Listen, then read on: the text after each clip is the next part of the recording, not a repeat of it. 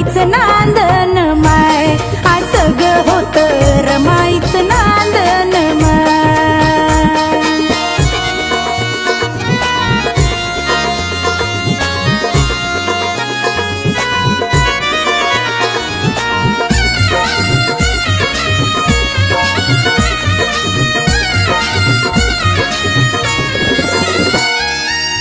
रमा नावाचा वाचता निबंध, घामाच मली त्यात सुगंध.